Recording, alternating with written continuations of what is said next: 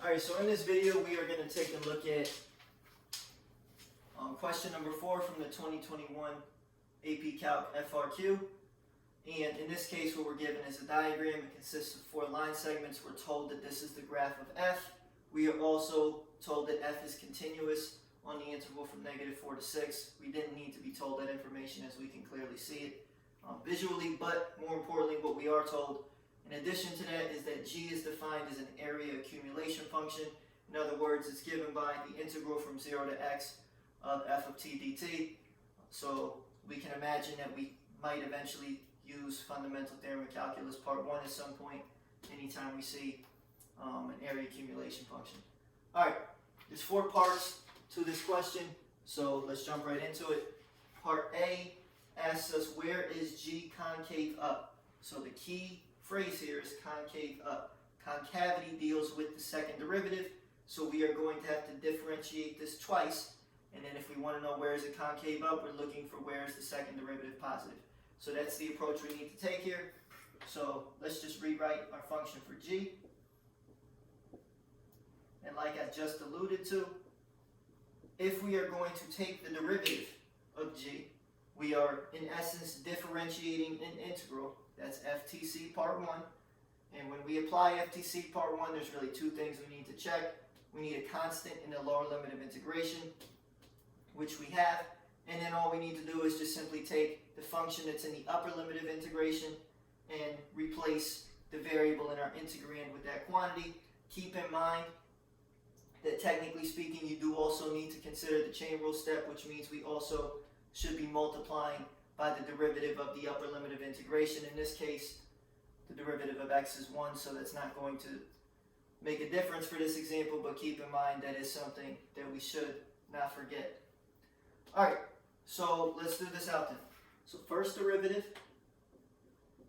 we come up with this simply amounts to just taking the x and replacing the t variable. Notice that there is no more integral here, so differentiation and integration are inverse processes, so in essence they cancel each other out. So we get g prime of x is equal to f of x. We need to do the derivative once more because we want to know about concavity. So derivative of g prime is g double prime. Derivative of f of x is f prime of x.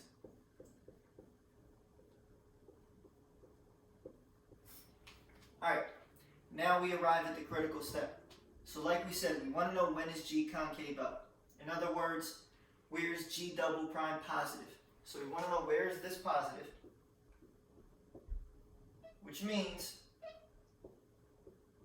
we need to figure out where is f prime positive. Well, we aren't given information about f prime, but we are given a graph of f. And if we understand the relationship between f prime and f, we should be able to answer this question, because the derivative of a function tells us the slope. So in other words, if we want to know where's f prime positive, we are just looking at the graph of f and determining where does it have positive slope. Well, that's easy to see. It has positive slope from -4 to -2, and it has positive slope from 2 to 6, and therefore, since f prime is positive, well, f prime is equal to g double prime, therefore g double prime is positive on these intervals, therefore it's concave up. So that's the reasoning we need for part A. For part B, we are given a function p of x. It's defined to equal g of x times f of x, and we want to evaluate p prime of 3. So in order to do this, we are first going to have to calculate what is p prime of x, and do not make the mistake of just simply multiplying these derivatives together. This is a product rule. Make sure that we differentiate this function properly. So it's u prime times v plus v prime times u, and what we end up getting is we get p prime of x equals g prime of x times v, which is f of x, plus v prime, which is f prime of x, times u, which is g of x. Alright, so next step is now we evaluate the point. So p prime of 3, well, that's g prime of 3 times f of 3 plus f prime of 3 times g of 3. So let's see how many of these quantities we already know. So do we know g prime of 3? Well, if we come back down here, we know g prime of x is f of x. So therefore, g prime of 3 would be equal to f of 3. And how can we figure out f of 3? Well, let's read it off the graph. Here's our graph of f. F of 3 is equal to negative 3. So this quantity is negative 3. And likewise, this is also another f of 3 here, because again, remember g prime is really equal to f, so you could have written this as just f of 3 squared. F of 3 we just said was negative 3. What about f prime of 3? That's the slope at 3. Well, what is the slope of this line? The slope of this line, you can just simply count the rise over run. The slope is 1. So this quantity is 1. And now we have one more thing that we need to calculate, and that's g of 3. Well, here is what we have for g of x. So g of 3 is equal to integral 0 to, we are replacing x with 3, f of t dt. And what does this mean? This means that we are trying to find the area under the curve from 0 to 3. All right? Well, here is our graph. We're looking from 0 to 3. So that's this triangular region. So we'll start with the blue triangular region. The base of the triangle is 1. The height is 4. So this becomes 1 times 4 divided by 2, which is 2. All right? That was from 0 to 1. From 1 to 3, we are going to have to split this into two different shapes here. So we have a red right triangle. And if we're really good at noticing things, you would see that these actually are going to cancel each other out, but let's not assume anything. And then we have this purple trapezoid. Keep in mind, both of these regions are below the x-axis, so that they are going to return negative values. So for this red one, so the base is 1, the height is, I'll put a negative value here just because the y value is negative, divided by 2, we get an answer of negative 2. All right, so last part is this purple region. So that's b1 plus b2 times the height divided by 2. This is a trapezoid here. So here's b1, here's b2. This part is the height. So what we end up getting for this, we'll say b1 is negative 3. b2 is negative 4. This gets multiplied by the height of the trapezoid. Remember, this is turned on its side, which is just 1, divided by 2. So we get this becomes negative 7 halves or negative 3.5. If we add all these areas up, these cancel each other out. So we just get negative 3.5. So what that tells us is this quantity is negative 3.5. So therefore, when we go to answer the question, what we get is we get p prime of 3 is equal to, this becomes 9 minus 3.5, which is 5.5. I'm not a big fan of decimals, so I write things as fractions, so we get 11 over 2. All right, that's A and B.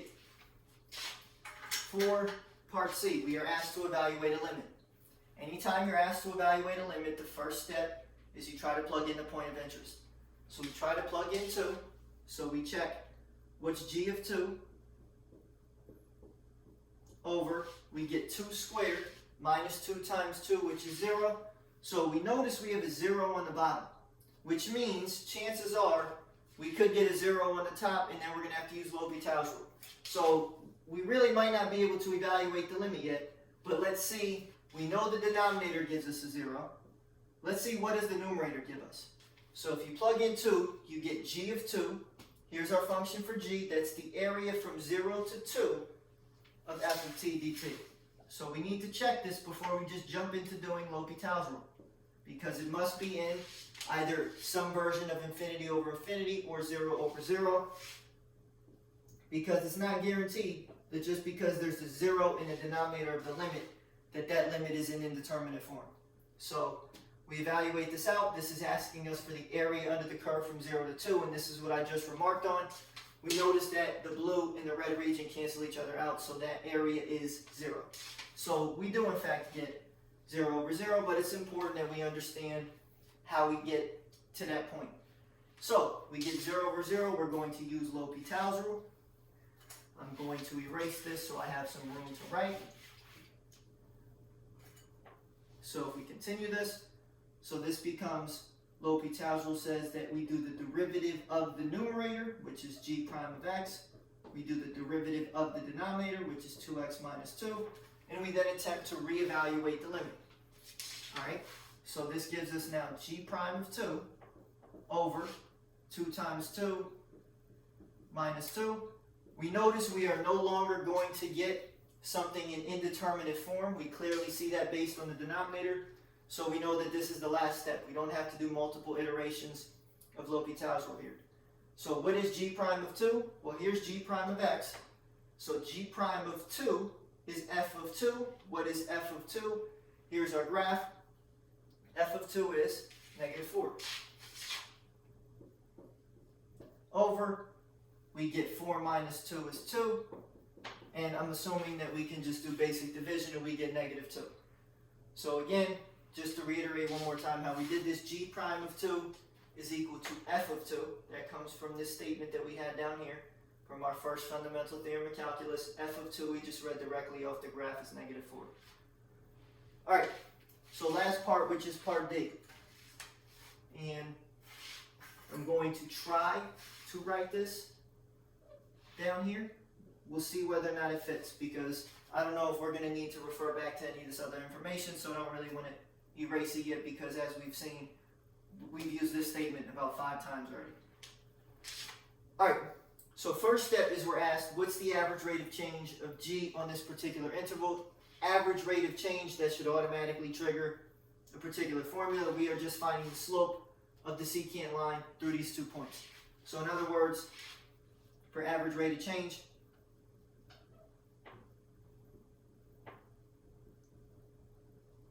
again, like I said, we are just finding the slope of the line that connects the endpoints of the interval that we're interested in. So this is g of 2 minus g of negative 4 over 2 minus negative 4. G of 2 we actually just did in the previous problem. So g of 2 we said was the area from 0 to 2. That quantity was 0. I'm not going to go back through that calculation again. So g of 2 is 0. G of negative 4 we haven't done yet. So that's the area from 0 to negative 4. So I'm going to write this down here.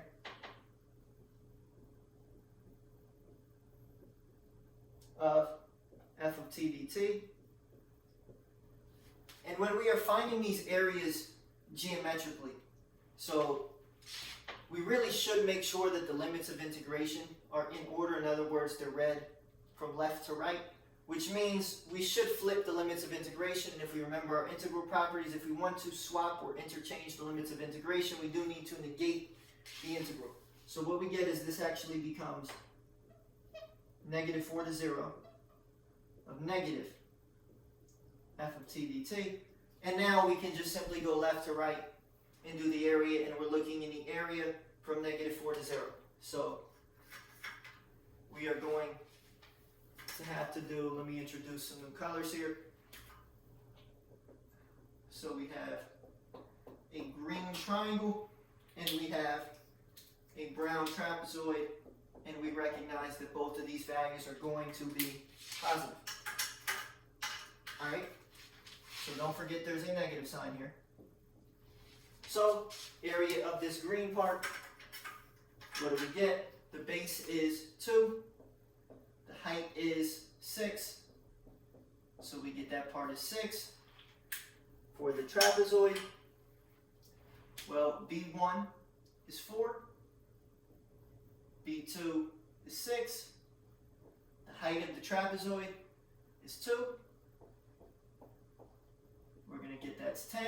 We add 6 and 10 together and we get this becomes 16. Don't forget again, this was a negative here. Alright, now we can take this. We did all of this work to calculate g of negative 4. We needed g of negative 4 because of the fact that we were trying to find the average rate of change. So now we know this is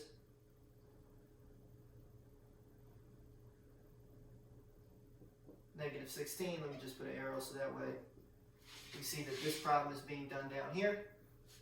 So what we end up getting is we get this becomes 0 minus negative 16 over 6, which is 16 over 6, which is 8 over 3. So that's what we come up with for our average rate of change. And the last part of the question says, are we allowed to use the mean value theorem to show that there should be a point on the interval where the instantaneous rate of change is equal to the average rate of change? And in order to use the mean value theorem, we need to make sure that two conditions hold. So to use the mean value theorem, we need to check, is G continuous on the closed interval? So from -4 to 2, and is G differentiable on the open interval? So these are two questions that we need to answer. If the answer is yes to both of these questions, I'll put them as question marks right now, because we don't know, then we can use the mean value theorem. So if the answer is no to either of them, then we can't. Alright, so how do we figure this out? And this comes back to what we started with over here. So this is our first fundamental theorem of calculus. And with the first fundamental theorem of calculus, if you remember the exact statement, it said if f is continuous and g is defined as follows, then g is differentiable and g prime of x is equal to f of x. So just from this statement here, since f is continuous and g is defined as the area accumulation function, we know that g is differentiable on the open interval. Since it's differentiable, it must be continuous. That's something we talked about earlier in the year. The opposite does not apply. You can't go from continuity to differentiability. But if you are differentiable, you are continuous. Therefore, we can use the mean value theorem. I'm not going to write anything out because I'm not going to write sentences on the board. But you can paraphrase what I just said again, just to repeat it once more. Because g is defined as an area accumulation function, since f is continuous, g is differentiable by FTC part 1. Since g is differentiable, it's also continuous. Since it passes both of these conditions, yes, we can use the mean value theorem. Alright, so hopefully that helps. That is question number 4. If you have any further issues, just send me an email and let me know.